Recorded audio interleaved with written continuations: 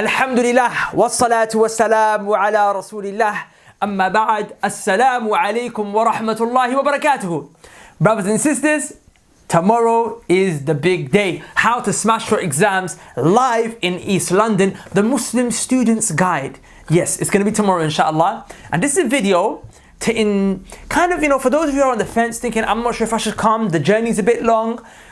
This video hopefully is going to motivate you guys to make the decision inshallah ta'ala to join us tomorrow at this workshop, which is going to be epic inshallah ta'ala. I have 2 points to make. The first point is going to be about the issue of actually making effort and traveling towards seeking knowledge, and the second one is going to be to show you the recent updates and progress with regards to Ustad Abdurrahman Hassan's research on the uni loan confusion, whether it's interest or whether it's investment. And he's been in touch with scholars, and a scholar today he was also in touch with, and we actually found out some really interesting stuff, which is going to be expanded on more tomorrow, and you guys definitely don't want to miss inshallah ta'ala. So the first point, traveling for knowledge. I saw a lot of brothers and sisters who were a bit dismayed.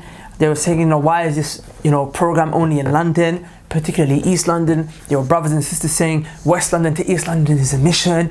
Some were saying, some are from Milton Keynes, some are from Birmingham, and they're saying that's far away. So although it's far in our terms and our, the way we look at it, I wanted to share with you some of the efforts and the striving of the Sahaba and their students, i.e. the Tabi'een, when it came to them and how they valued knowledge.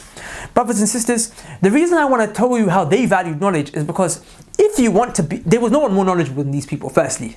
Knowledge was with them, okay?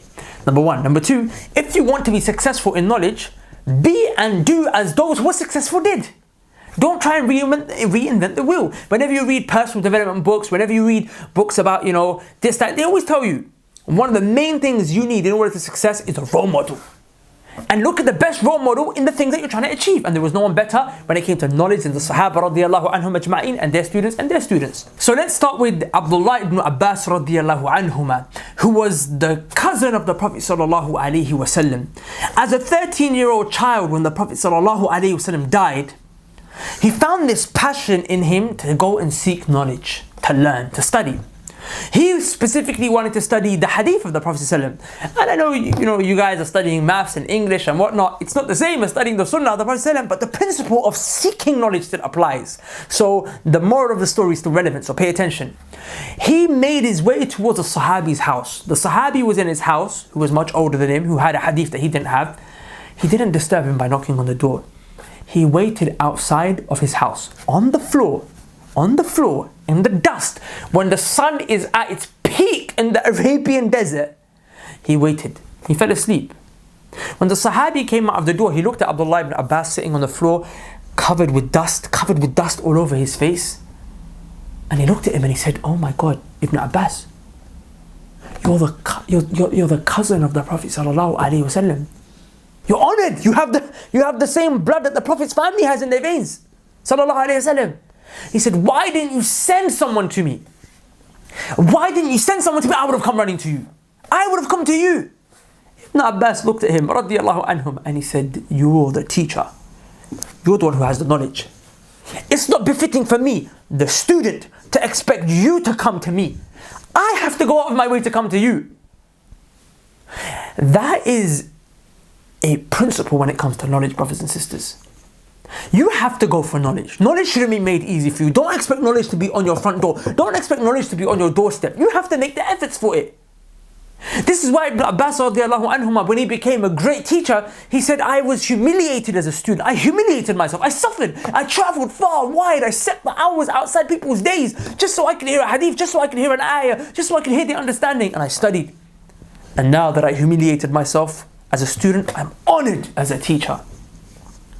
And the students of the Sahaba, such as Imam Malik, they carried on this tradition. They carried on this notion of you going out of your way to seek knowledge. Imam Malik rahimullah said, "Al-ilmu yu'ta wa la ya'ti." Knowledge, it is sought. You go look for it. Knowledge will not come looking for you.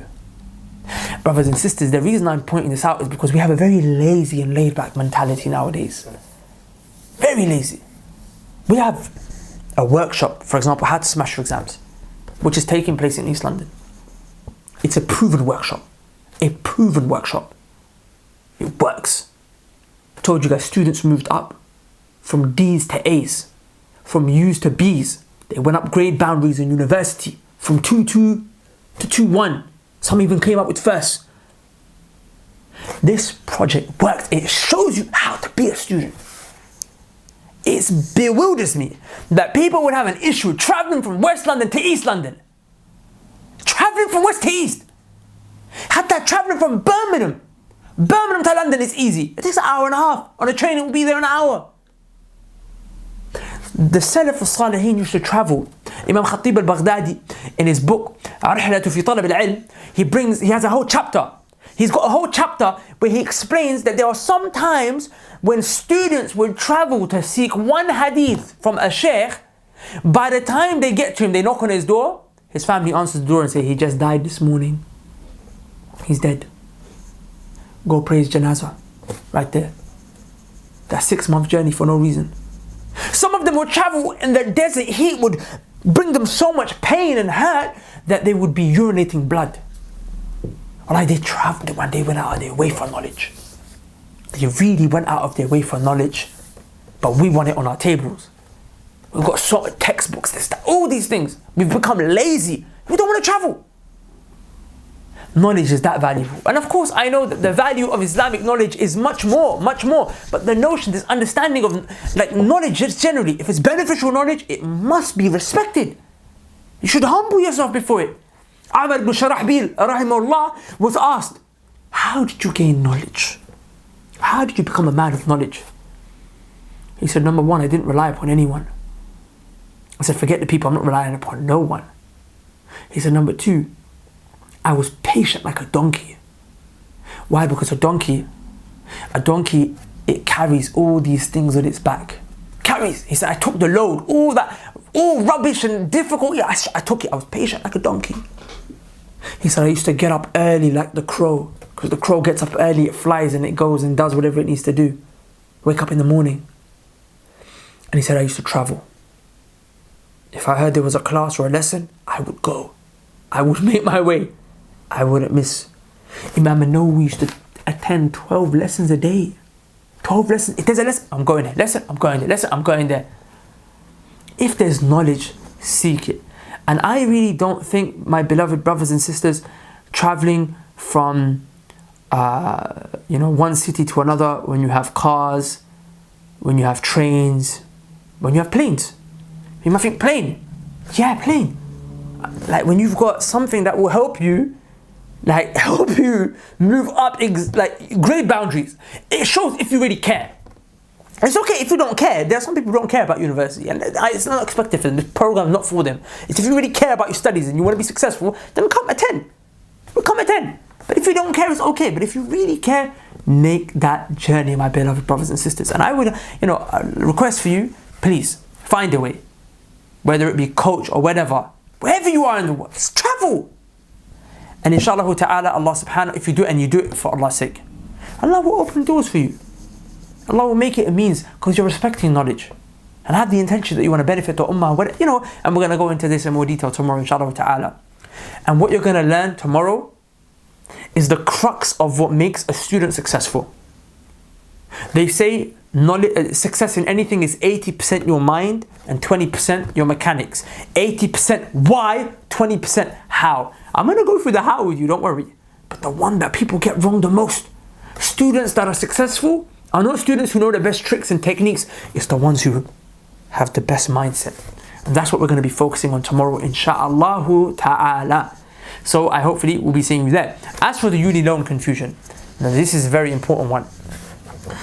Because this is going to be something that's going to be, it's a bonus that we're going to go through tomorrow. Our teacher, Ustad Abdul Rahman Hassan, is going to be sharing it with you guys, inshallah ta'ala. As we all know, that there is a fatwa that has gone round, that the uni loan, it's not actually a loan. There's no interest, riba involved. It's an investment. So it's not haram because riba doesn't, investment permissible. The government is investing in you to study as a student. And this is going to be gone into in more detail tomorrow, inshallah, why that reality is not true and so on and so forth. But Allah subhanahu wa ta'ala told us, فَاسْأَلُوا أَهْلَ الذِّكْرِ إِن كُنْتُمْ لَا تَعْلَمُونَ. If you don't know, go ask the people of knowledge who do. So Ustad Abdul Rahman Hassan has been in touch with 6 ulama, 6 scholars, And today he even got in contact with the 7th, Sheikh Abdul Haq al-Turqmani. Now Sheikh Abdul Haq al-Turqmani told him, no doubt, he went through the whole issue with him, painted the picture, not in a biased way. He didn't say, Sheikh, this is an investment, nor did he say, Sheikh, this is a loan. He just explained the scenario as it is, and the Sheikh told him, it's not permissible.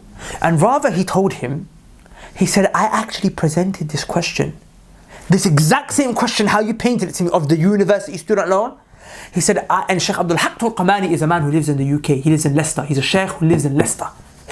He's a man who's authored books, like very complicated, complex stuff. He's not he's not a student in this. Of course, they all will tell you they're students, but he's a Sheikh. He's a man of knowledge.